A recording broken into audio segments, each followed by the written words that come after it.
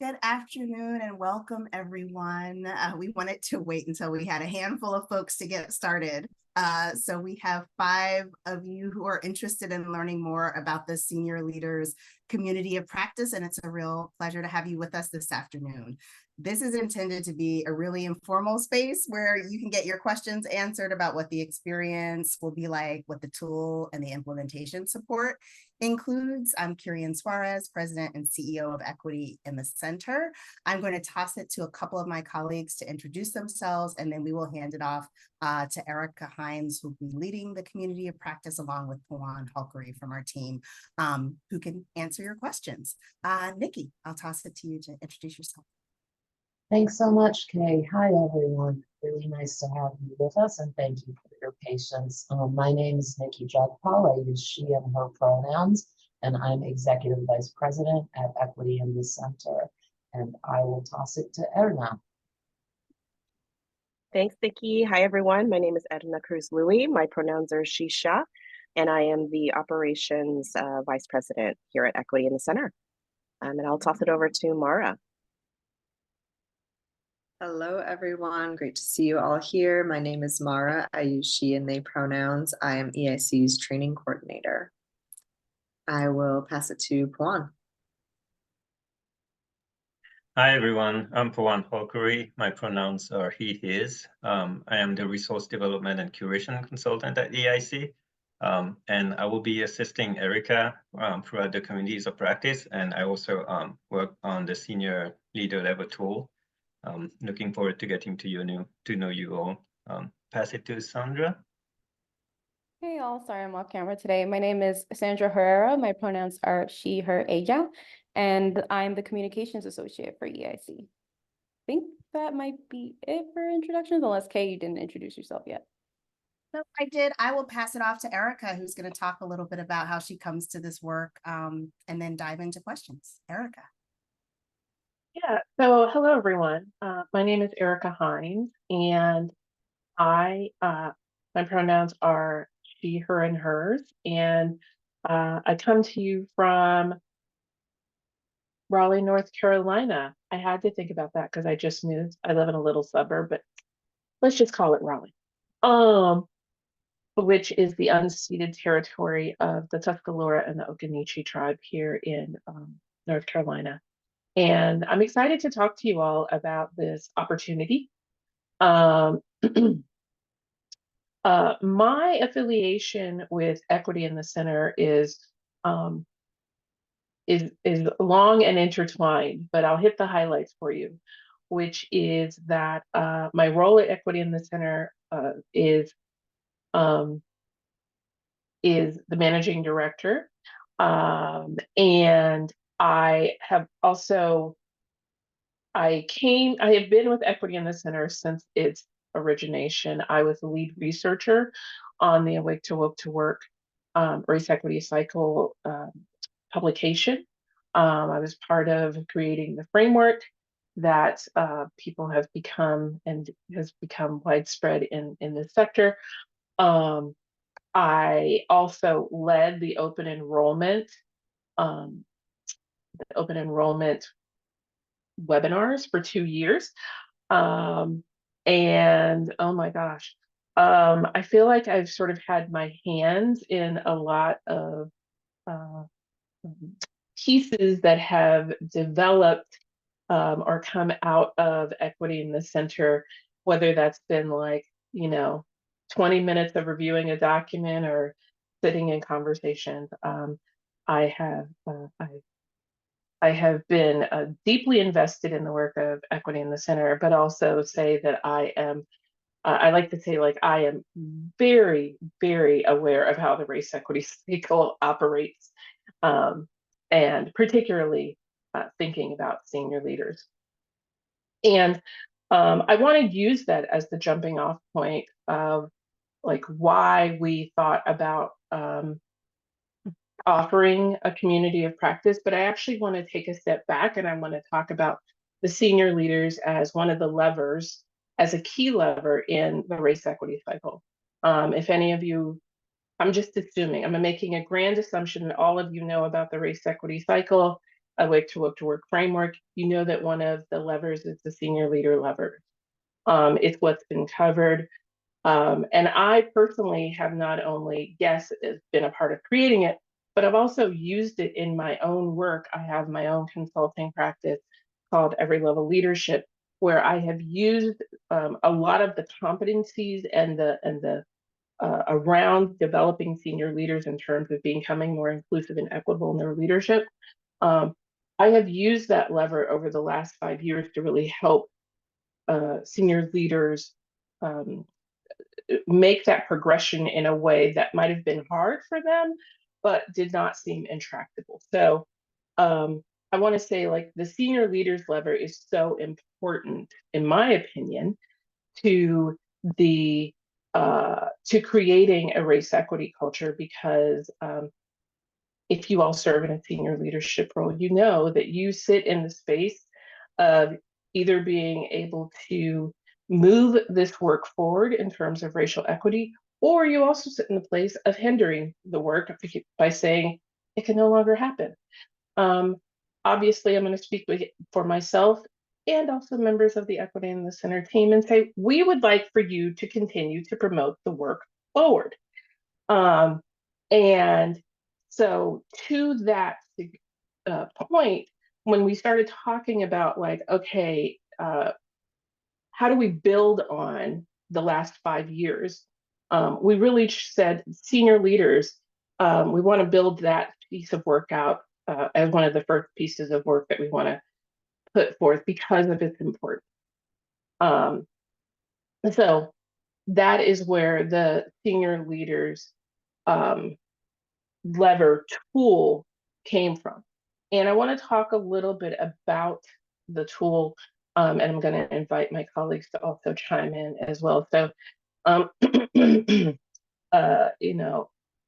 I'm also going to credit these words to Pawan. And I asked Pawan, I said, tell me, because he worked very closely. He actually was a big part of developing the tool. And the tool is thought of as in a couple of different ways. One, it was thought of as being an assessment. Now, I don't want you to think of assessment in terms of SurveyMonkey, Qualtrics, spit out data. It's not that.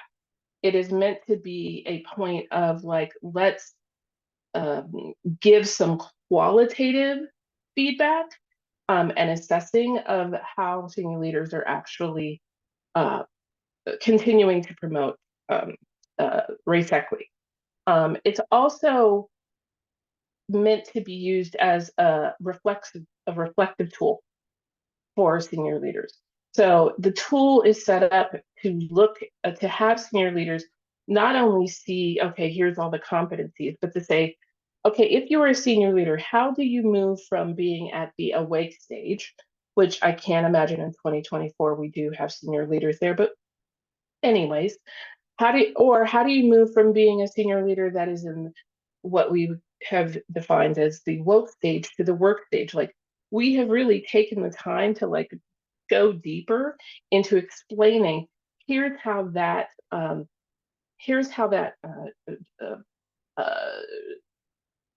the word leap is coming to mind, so I'm going to use that. Leap can happen. And so in developing the tool, we wanted to say, and our intent is to say to senior leaders, like, look, we have developed something that will even help you go deeper into how you can lead race equity work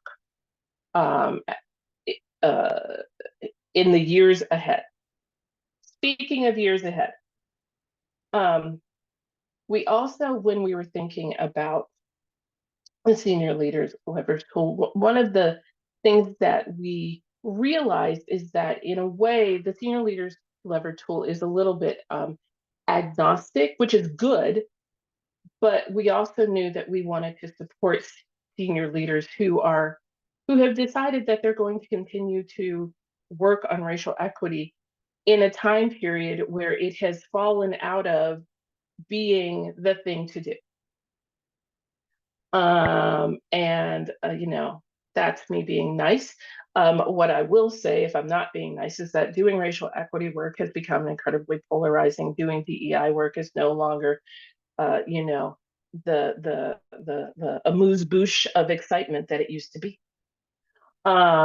It is not something. We are seeing people retract from this work. We are seeing people lose positions. And if you consider yourself to be a leader who has said, yes, I know that I've received a lot of pushback. I know that I have not gotten, or that I'm feeling as though I might be alone in doing that work. We also knew that we wanted to create an opportunity for folks to show up in and from that space, right? And offer you support and also knowledge and resources about how do you lead, continue to do this. You're welcome. Amuse-bouche just came to mind. So hey, you're also getting to know Ericka. How can you actually lead racial equity work during a time that is polarizing hard, and may frankly not feel supported? So based upon having the tool, so the tool is one part, we said we're going to come up with these two sort of supporting opportunities to help senior leaders. And one of them is the community of practice, which I'm here to talk about and answer questions about, and hopefully encourage some of you to participate in. And then there was a second part that was also really focused like more narrowly on implementation, and that is a coaching package. So, and that would be offered by Nikki and Karen. So I want to stop there and see if any of my colleagues want to add to anything that I've said.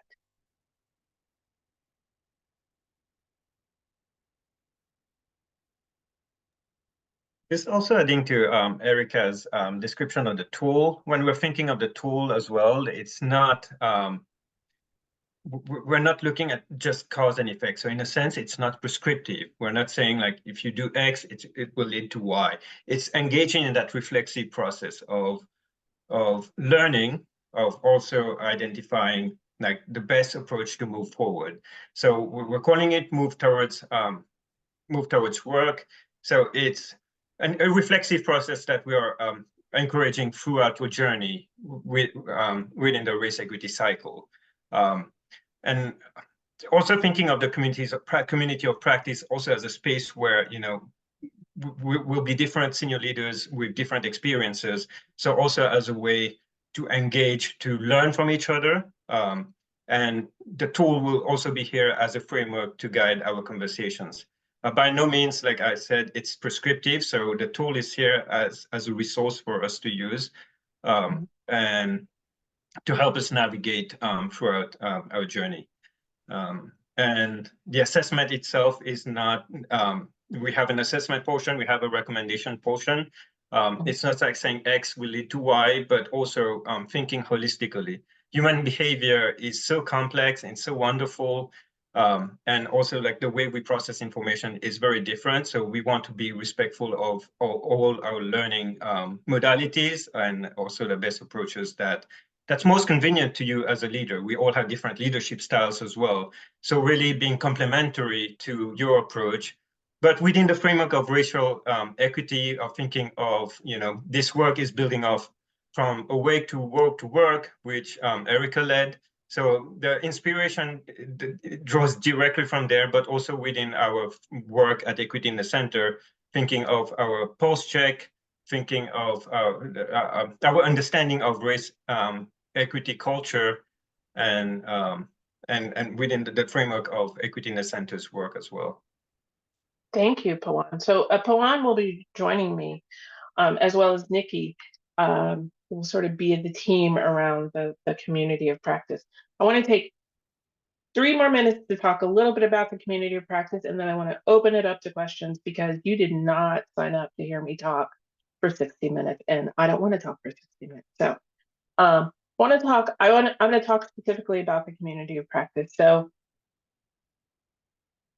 Who, what, when, where, and why. So the who is it for? It is for senior leaders in organizations. The what is that we've designed it to be a 6-month program. It would be 2 hours per month, where we want to bring together a community of senior leaders. And so I'm being very specific about saying, like, the point, this, if you all have been involved in communities of practice before, you know, the way that I have been thinking about it has been, can we actually really try to build a community of senior leaders who are willing and committed to continuing to do racial equity work? And then can we support their capacity building at this point in time to do that work? So big on the like trying to create community. It's 6 months. It would be 2 hours per month where we're going to come together. I will be the lead facilitator, and we will not only have opportunities to sort of reflect on our own leadership, but we're also going to tackle some topics and some concepts that I personally, through my own experience of doing this work and working with senior leaders, feel like it's important that senior leaders need to have now. And I just want to give you an example of some of the topics that I think, actually, I don't think, that I plan for us to talk about, which is I want to continue exploring and digging deeper into systems thinking and how it applies to racial equity. I want to explore models that, such as, if you're familiar, and I know a couple of you are familiar with these, but explore models like the cycle of liberation and the cycle of socialization to help provide some historical context to actually like why we are where we are now in terms of the ebb and flow of doing equity and inclusion work. I want to talk about what are the leadership skills that are needed in times like these, using some models of some models that look at what type of skills do you need in times of uncertainty? What type of skills do you need in times of volatility? And how can you continue to lead in a time that is polarizing? So those are some of the topics that we'll be covering, reflecting on, ideating around, figuring out what we're going to do, action planning around during the time of the senior leader community of practice. I'm happy to, let's see, the who, what, why. I think I've covered that. The where, Equity in the Center will be hosting it. And yeah, I have a few more logistics maybe to talk about at the end, and I see a hand up. So Kay, I'll let you talk, and then I want to open it up to the group for questions that you have. Thanks, Ericka. I was just flagging that Susie Brown has a question that has to leave in a few minutes. So. Oh, okay. Hi. Hi, nice to meet you, Ericka, and thank you for the overview.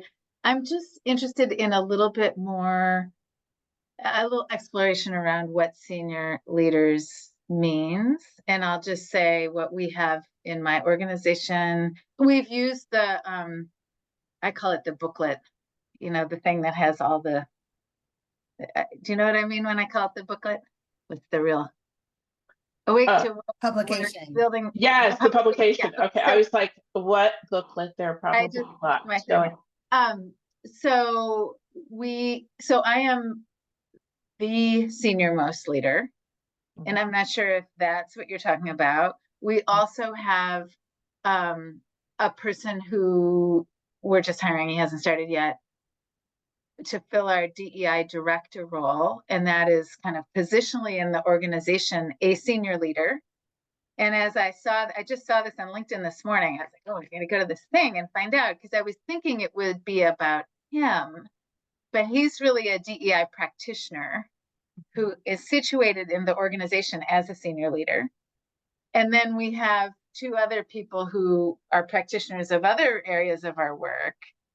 And the four of us make up the senior leadership team. So like I really was thinking about this for our new DEI director to build a group of peers to do this work with.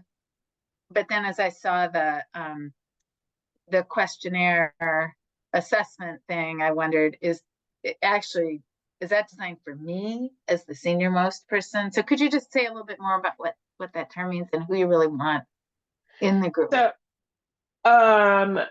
So this is not the only community of practice that we're offering. And I would say the people that I'm most interested in working with, since I'm the person who's going to be leading it, are the executive directors, vice presidents. Like I want the CEO, ED folks who have the final decision-making power, who get to say yes or no, and who are running up, who may be sort of running up against their own, like, oh, I have competing interests, but I really want to stay committed to this. That, like, there's my avatar. Okay, that's extremely helpful. And so I'll poke around on your website to see what other kinds of communities of practice you might have for our other colleagues in this work. And Kate, Kay, do you want to speak to one that might be, yes, the practitioner community of practice, maybe one. Said that in the chat, Susie, there is a community of practice designed for organizational practitioners of equity. So that opportunity, which is running essentially on the same timeline, that Ericka described might be a better fit for the individual you were originally thinking of, whereas this, as Ericka was describing, might be a better fit for you. So the deadline or the application deadline for that is roughly the same. Thanks for coming. Yeah, thank you for coming. Other questions?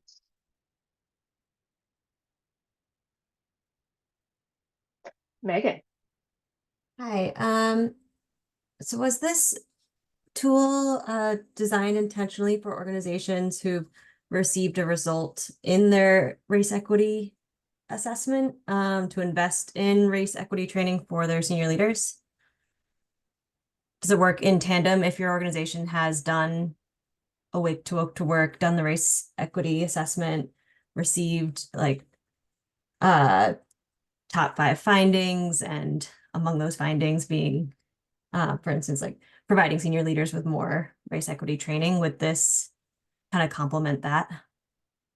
Oh, I definitely think that it would complement it. I don't know that it's like the prerequisite. Yeah. Right. So if you have gone through, it is a direct like outgrowth from that, right? Yeah. And so if you have been a part of the pulse check, if you've received the result, and one of those with senior leadership, yes, this will help you and help your organization. And it actually, I think, is like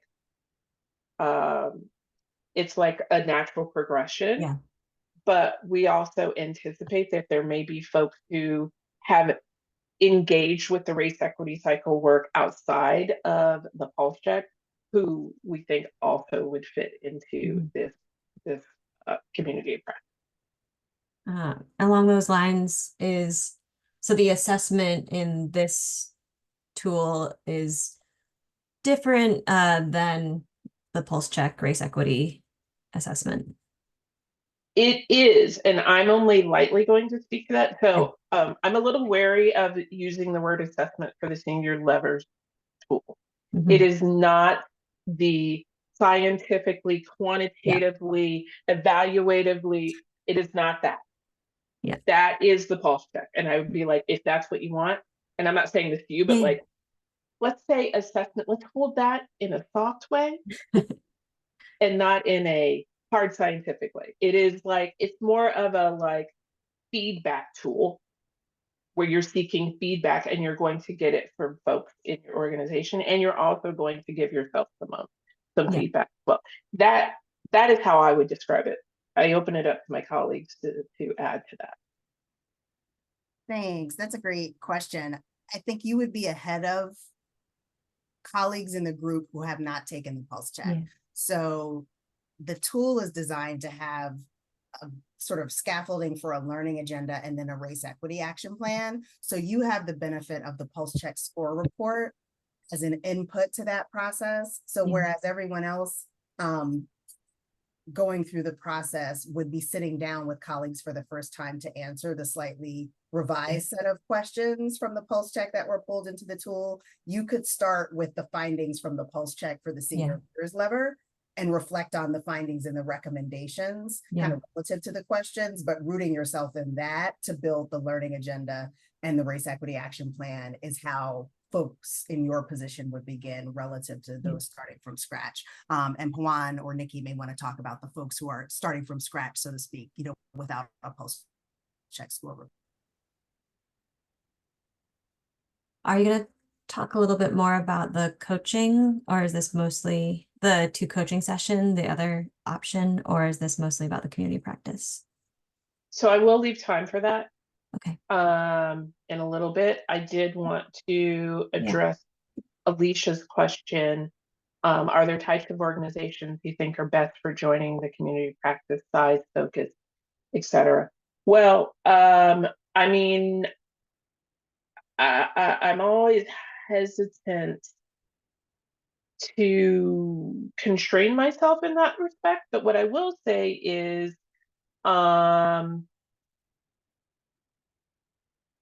we want to have senior leaders that actually have staff. So it's probably not for like a 1 to 10 person, or, you know, like it's not for like a super, super small organization. I don't, I think that it would be like an outsized response to that size of organization. I am somewhat agnostic about the focus. What I care about is that there is a senior leader and that there is an organizational commitment and that some work has been done towards inclusion and equity prior to coming into doing this work. So I said this when I was doing the working sessions. I say it to folks now, like, if you are at the beginning stages of exploring this, I'm not the person to work with you. I'll also be transparent. Like, I'm not the person, and the community of practice is probably not the space for you. It is really like, let's build upon what we've done, figure out where we are now, and how do we move forward for the future. And, you know, we could get off of this and Kay might say that wasn't the best answer, but it is my answer. So I will accept what I have said. Would more than an executive director be welcome? How many senior leaders from an organization can participate? You're welcome, Alicia, from an organization. So this leads to the way that this is set up. So it really is, we're holding 10 spaces. It is not a large, and that is really because, you know, doubling down on the community aspect, like I really did want to be able to work deeply with a small group of people and, you know, really do what I could to help them move forward. So it is like one person from an organization. There are also opportunities to have like office hours. So we're going to attach, like, in addition to the community time, there will also be individual office hours that you can have with me to, you know, pick my brain, ask me questions, whatever you want to do. And I hope that people would find those helpful. And if your organization is thinking, oh, we really would like to do it more for our team, as Nikki said, like, this is we're offering something that is like more team focused later on this year. Yeah, so I'm working with individuals, senior leaders. It doesn't have to be the executive director. What I would say is, who is the person that is ultimately in charge of saying yes or no to this work inside of your organization and who has been leading this work. That's who I want, but I think and I think that's who we want. And we also have the defined senior leaders as like those folks who have formal leadership roles inside of the organization. So there's that. I do want to defer and ask Kay and Nikki if you want to talk about the implementation-based coaching.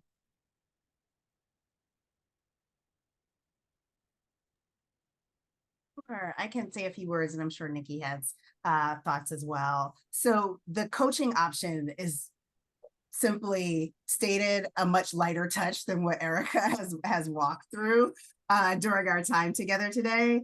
So it might be for an organization, for example, that has an equity working group in place and feels that it has an existing infrastructure through which it can execute the work with lighter touch support. So with the 2 coaching calls, essentially what you're getting before completing the assessment is orientation to the tool and overall coaching on where you are in the work, what you want to accomplish, and how to best position yourself to utilize the tool to get where it is you feel you need to go before you've taken it. And then the second coaching call is on the back end after you've completed the tool to provide coaching and capacity building support around the learning agenda, which would have been drafted at that point if you work through the tool, and the race equity action plan, which also would have been drafted. So you can get some explicit feedback on those 2 draft documents, as well as the overall process you're designing or planning to design around implementation. Nikki, what would you add? Just that as Pawan mentioned, folks have different sort of learning modalities, and some people learn better in a more sort of one-on-one setting. Other folks learn better in community. So that is another piece of it, that outside of it being sort of a lighter touch, differentiates that offering from this one. So before we I want to ask if there are questions, and then I want to talk about the investment and how much it is.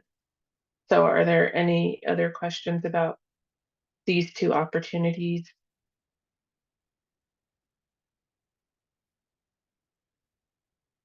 Okay. So the opportunities that we have, the community of practice is, okay, I believe the amount is something like 9,975 or something like that, but like, let's just round it up. For the 6 months, it is essentially $10,000. And I want to say, I want to be proactive about talking about that price. And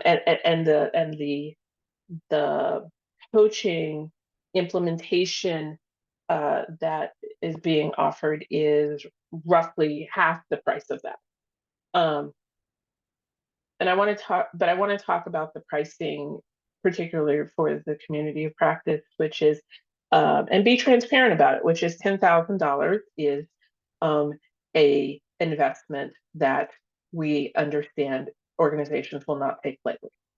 And I would say that we put a lot of thought into why we wanted to offer it at that price.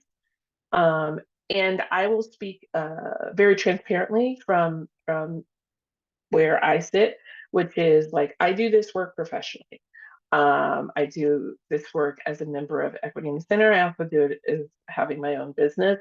And I can tell you that if you were to say, I would like to have a coach that was going to help me with racial equity, or help me with, how to become a more inclusive and equitable leader, $10,000 would be probably not even on the low end of what you would be paying to work with someone individually.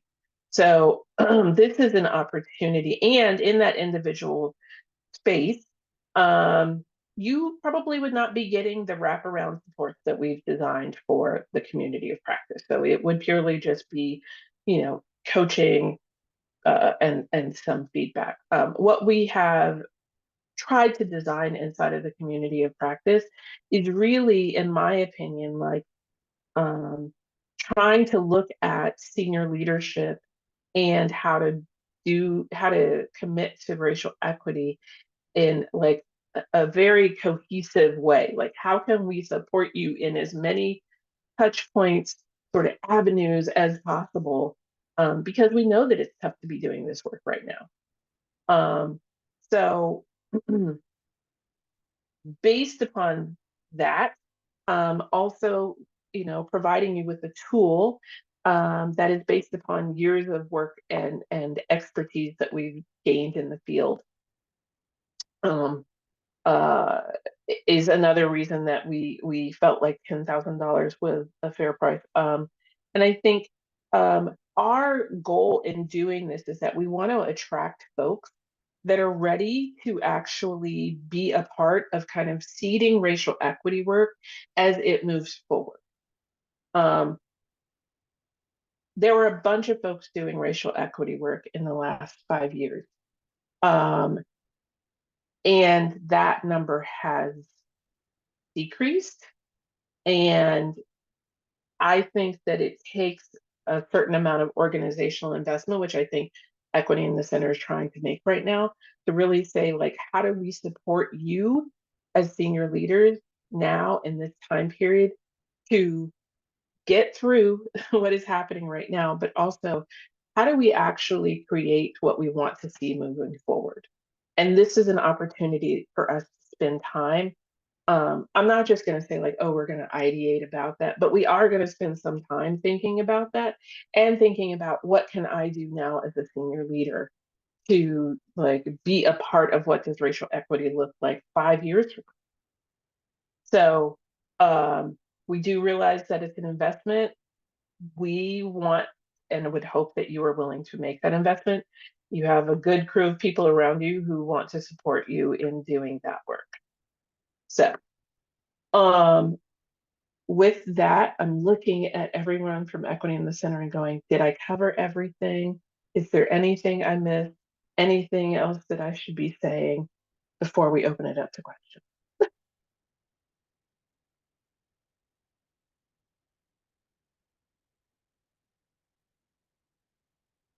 Okay. Are there any questions?